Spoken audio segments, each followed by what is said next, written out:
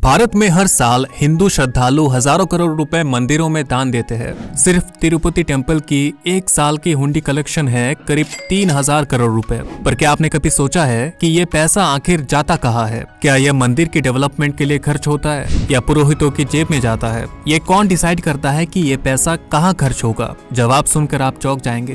असल में इस पैसे का मालिक अंततः सरकार होती है।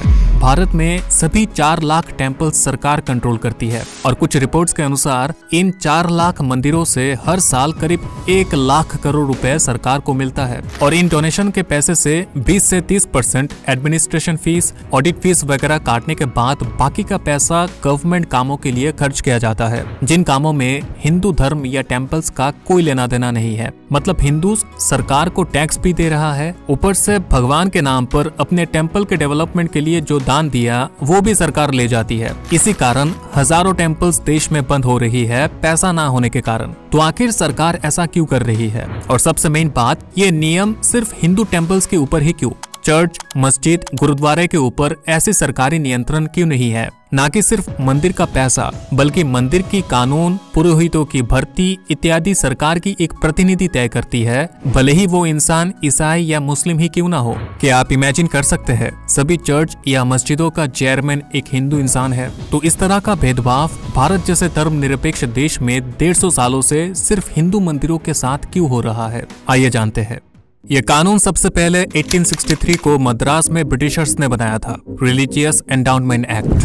तब मुस्लिम, ईसाई और पारसियों ने इसके खिलाफ आपत्ति करने के बाद बाकी धर्मों में यह कानून लागू नहीं किया गया, सिर्फ टेम्पल्स पर लागू किया गया, क्योंकि उन्हें पता था मंदिरों में बहुत पैसा, सोना दान दिया जाता है, तो उन्हें इस पैसे पर नियंत्रण चाहिए था। 1947 में भारत आजाद और धर्मनिरपेक्ष राष्ट्र बनने के बाद कायदे से यह कानून हटा देना चाहिए था, पर उल्टा इस कानून को और मजबूत करके 1951 को इसे संविधान का हिस्सा बनाया गया। इस कानून के तहत चर्च, मस्जिद, गुरुद्वारे छोड़ के राज्य सरकार कानून बनाकर सभी मंदिरों पर नियंत्रण लागू कर सकती है। वो किसी भी धर्म से एक मैनेजर या एडमिनिस्ट्रेटर नियुक्त कर सकता है, जो उस राज्य के सारे मंदिरों का चेयरमैन होगा। वो मंदिरों का धन ले सकता है और किसी भी काम के लिए खर्च कर सकता है। वो मंदिरों का जमीन बेच के उस धन का इस्तेमाल किसी भी अन्य काम के लिए कर सकता है। वो मंदिरों की परंपरा, विधियों को बदल सकता है और आगे जाके सारे राज्यों में ऐसा ही हुआ। इसके बाद 1959 को तमिलनाडु ने और बाद में कर्नाटका, उड़ीसा समेत 15 राज्यों में यह कानून बनाकर 4 लाख से ज्यादा सभी बड़े मंदिरों को अपने कंट्रोल में लिया गया।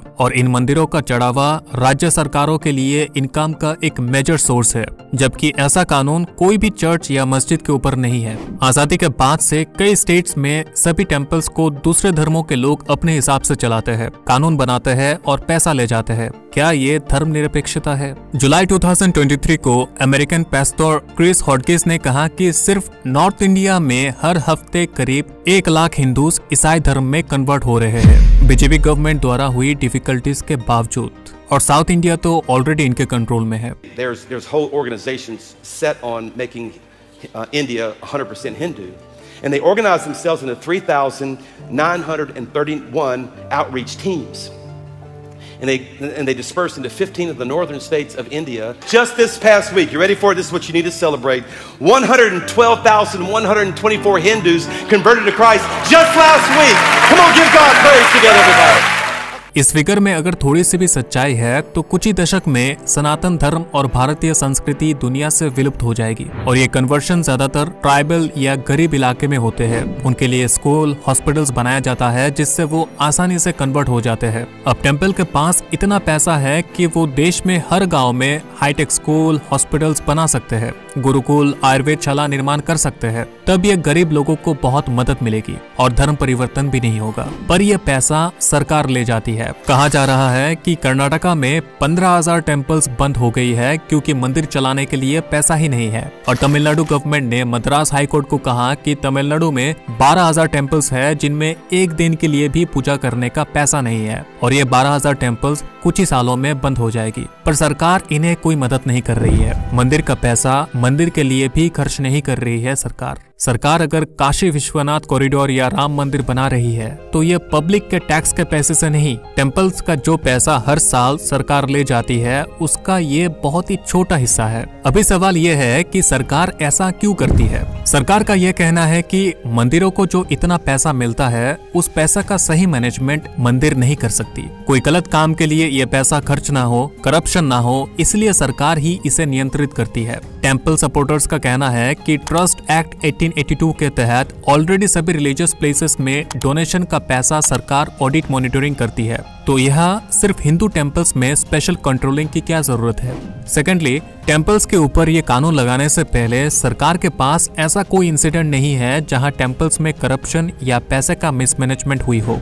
थर्ड, चर्च और मस्जिद में जो पैसा दिया जाता है अगर वो उनका पैसा मैनेज कर सकते हैं तो टेम्पल्स क्यों नहीं कर सकती। सरकार को क्यों लगता है कि सिर्फ हिंदूज अपने मंदिरों को नहीं चला पाएंगे। सरकार क्यों नहीं अलाउ करती कि चर्च मस्जिद जिस तरीके से अपना डोनेशन मैनेज करती है टेम्पल्स भी उसी तरीके से मैनेज करे। भगवान के नाम पर लोगों ने जो अपना मेहनत का पैसा दान दिया उसे सरकार दूसरे काम के लिए क्यों खर्च करती है। इसका असली कारण है सरकार को मंदिर से हो रही इनकम। कांग्रेस हो या बीजेपी, हर सरकार को किसी भी तरह से ये पैसा चाहिए, क्योंकि अगर मंदिर स्कूल हॉस्पिटल्स बनाएगी तो मंदिर का नाम होगा, पर उसी पैसे से सरकार अगर डेवलपमेंट करती है तो सरकार को और ज्यादा वोट मिलेगा। ये साफ साफ सिर्फ पॉलिटिक्स है। आर्टिकल 26 में सभी धर्मों को समान अधिकार देने की बात कहा गया है, पर यह टेम्पल एक्ट साफ साफ आर्टिकल 26 अनुसार गलत है। आपका क्या राय है? क्या सिर्फ टेम्पल्स पर ऐसी अनैतिक सरकारी नियंत्रण सही है?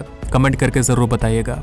आज का वीडियो बस इतना ही। आशा करता हूँ कि इस वीडियो से कुछ हेल्पफुल जानकारी आपको मिला होगा। जय हिंद, वंदे मातरम।